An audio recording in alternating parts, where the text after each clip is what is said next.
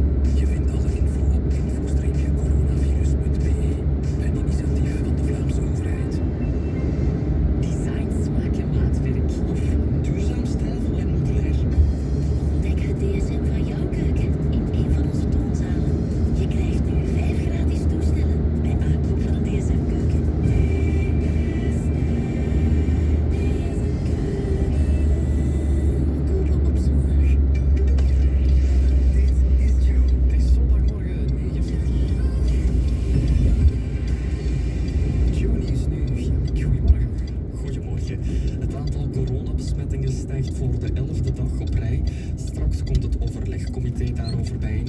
En op de EU-top is er nog altijd geen akkoord. Het gaat de slechte kant uit met de coronacijfers. Het aantal coronabesmettingen in ons land stijgt nog sterker dan de vorige dagen. Er zijn in 1 dag meer dan 200 nieuwe besmettingen vastgesteld.